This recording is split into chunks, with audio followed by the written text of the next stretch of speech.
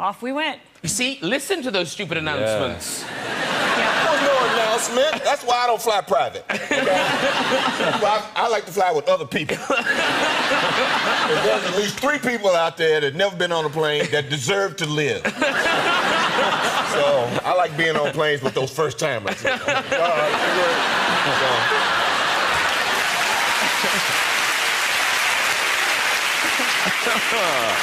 But in terms of awkward encounters, Nick Frost, you did the oddest thing. So, Nick, I don't know if you know, there's a TV show called Spaced, a sitcom. That was the first time we met Nick. So, Nick does Spaced, finishes series 1, and then you went back to your job in the restaurant. Yeah, I did, because no one had ever given me that much money before, so I blew it all in, like, 6 weeks. and then I had to go back to waitering, because I didn't have any money. So, you know, I think I learned a very important lesson. From the get-go, you know, always put it aside. Don't blow it all. What did you spend it on? I just pissed it up the wall. I just went out a lot and just blew it. But Simon Pegg... I had a great time, by the way. No, I'm sure you did. It was the greatest 5 weeks of my life. But Simon Pegg, that Nick works with a lot, you met him through working in restaurants. You worked together. I did. Yeah, he was... his girlfriend worked in the same restaurant as I did, and I became friendly with her, and she said, you guys should meet, and we met, and there was a tremendous static charge, and we just immediately fell in love. We got rid of her, and the rest is history. It's about you and Melissa. It's like you and Melissa. Yes, exactly. Yeah. Except she didn't get rid of her husband. No. So, Yet. Yeah. I kind of want him in the relationship. Okay. He balances us out. But I'm no, like the that sister wife. Do you know what's weird, though? I don't know if this is very British. So, wife goes away, girlfriend goes away, yeah. But you end up sleeping in a bed together. Yeah, we did. Well, you know, he had nowhere to live. We were best mates. He slept on the floor next to my bed for a few weeks. And then I said, you know, get in and we'll top and tail. You don't know what top and tail is? Yeah. So we topped and tail for a while. I hope I know what that means. So, yeah, we topped and tail for a while, and then we found ourselves one night like this, in our single bed, reading a big, glossy... I think it was like a map, you know, like a big map of the world. We just flicked through, said, God, look, that river's long. And we just said, oh, just go sleep. And that was it, and we slept together for ages. Because it was just... We didn't have any money, you know, we lived in a house which was full of people, and so you just, you know, it was cold. We just snuggled in. But it never felt like it was going to develop. I mean, I think some mornings I'd wake up and I didn't know where Simon ended and I began, sure. But it never felt like primal. Yeah, I hear you. You are reunited now in The World's End. Good. The World's End, which opens on the 19th of July. It opens here. Now, have you guys seen Shaun of the Dead or Hot Fuzz? Any So, yeah. All of them, yeah. Have you really? Yeah, man. Now, look. And so this isn't connected to them, but it is sort of connected. Yeah, I mean, I guess it's the 3rd film that we've done together, so there is a connection there. People are calling it a trilogy, but I'm not.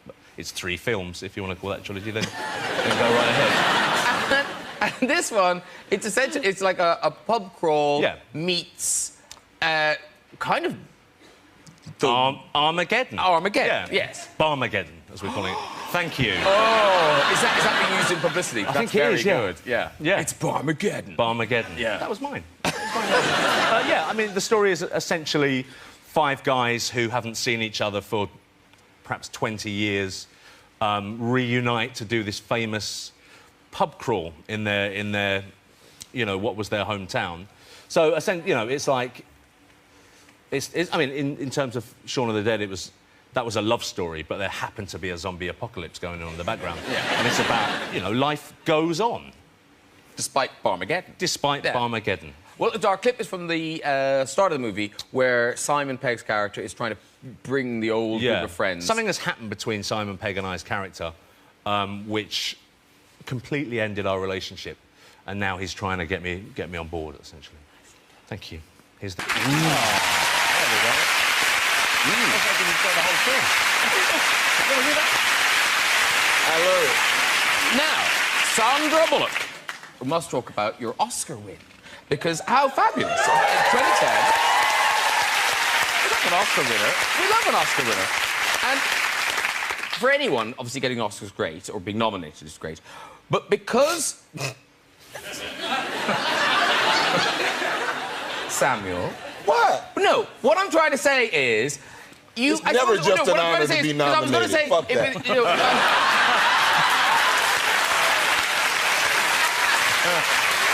That isn't what I was trying to say. All right, go ahead. My bad. So it's like, Sandra, you didn't just win an Oscar, you beat Meryl, which is like, that's like a double win. Because that gets competitive. It does. It Not doesn't. amongst, not between us. Not between the people. Not between the peoples. Studios. Because you have to do the whole rounds of all the different award shows. Yes, and you see, yes. So what was the award show where you locked lips with You mean Meryl? where she asked for it? Did she actually beg you? Well, the backstory, which no, and they're like, why did you go and kiss Meryl? And I go, well, who wouldn't want to kiss Meryl? But she was egging me on this entire time. Like, she was heckling. She's like, you know. And she'd sent to my office, I go, oh, my God, Meryl Streep sent you flowers. I was like, Meryl Streep sent me flowers. And up comes this nice bottom part with, like, 3 dead orchids on it. And a note that said, die, bitch. Love, Meryl. From that point on. That is classy. I like that. It was no holds barred. I had to take Meryl down. What did you say? You said something back. I didn't. I kissed her. I figured, like, if I was going to humiliate her, Kill her with I'd best kindness. Kill her with my kisses. No, and wait. You really like look at the kiss. But was it the Look at that. No, Look at that. The Al Pacino Fredo kiss Yeah, there. it's like, of course. I knew it was you, Fredo. I'm about to eat her in that Yeah, you shot. really do. Yeah. Yeah, that's how I kiss. Right there. That's how I kiss. I'm serious. Look how excited the kid in the background was, though. Yeah. That's how. Girl action. Yeah. You know what the really awful thing is? He'll probably be flicking channels and see this, and nobody... Do anyone know who he is? I don't know who he is. But in a year's time, when he's the next Superman, we'll know exactly. When we're not working anymore, all of us. Maybe you won't be.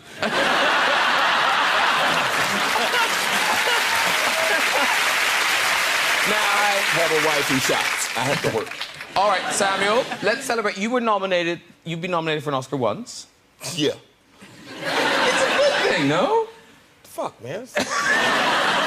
People now, you know, when you go on talk shows, Academy Award nominee. Who cares? What year was it? Nobody knows. Nobody knows what year it was. I didn't win. I remember because I think I should have won. I mean, it's one of those kind of things.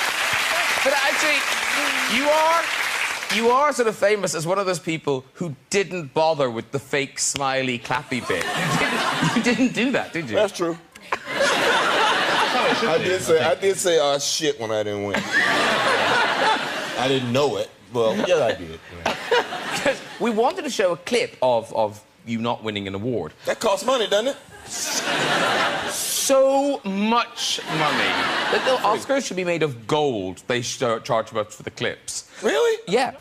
Oh, hang on. Who was telling us about the thing that it comes with cleaning instructions? I don't know. I don't have one. I feel we've established that. Would you stop rubbing it in his face? Okay, That's what the cleaning instructions say, funnily enough.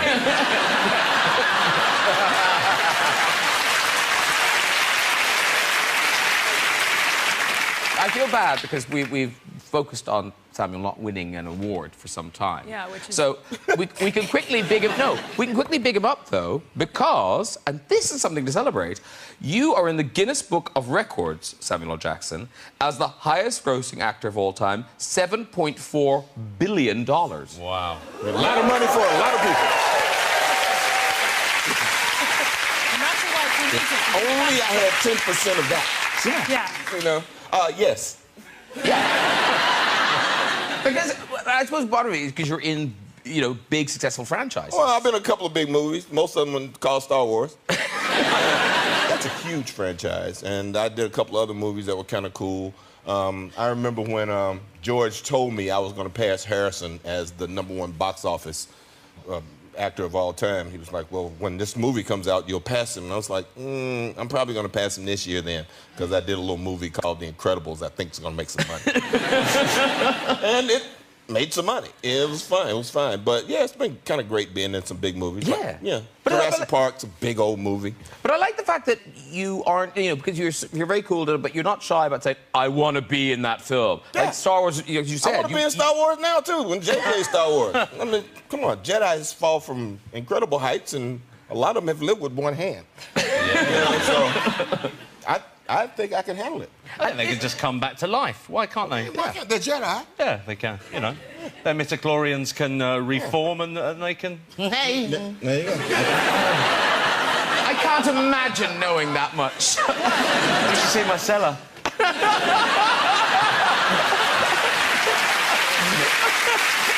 Is the thing about your lightsaber being a different color, is that story true? That you... The purple lightsaber? Yeah. Yeah. You know, when I first got that job, I didn't know what I was going to do. When I said I wanted to be in Star Wars, George invited me over to the ranch. I got over and told him, look, I just want to be in the movie. I'll be a stormtrooper. You can put me in one of those white suits. Let me run across the screen. Nobody needs to know that but me. And I'll be happy. And he's like, no, we'll figure out something. So I got over here, and he made me a Jedi.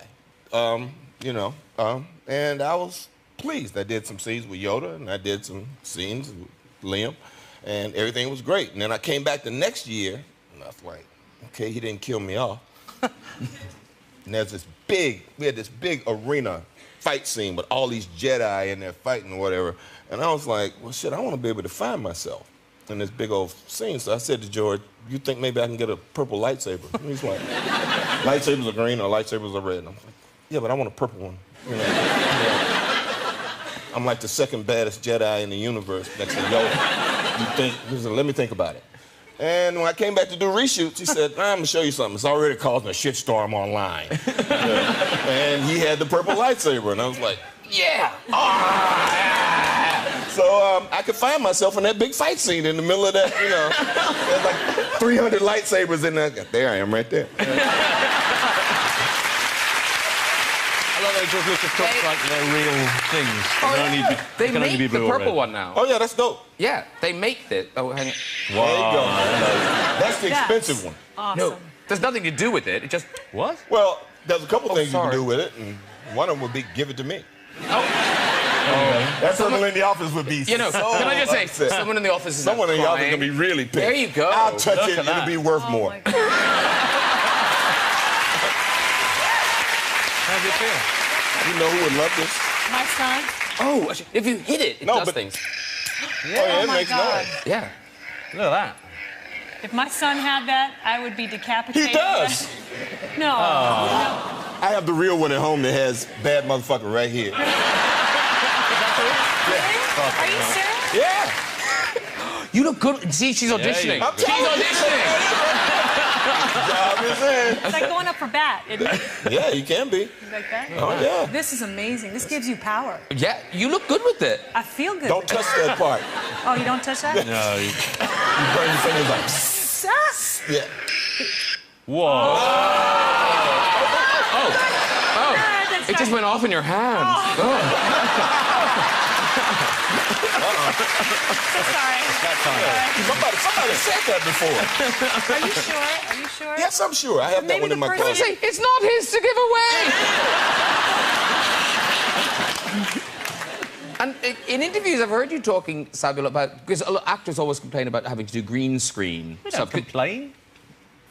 We just say, you know, it was a very difficult process. We don't complain. Actors don't complain. I love green screen, don't you?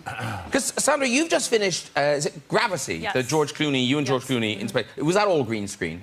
Yes, they had a green screen. They had an LED light box.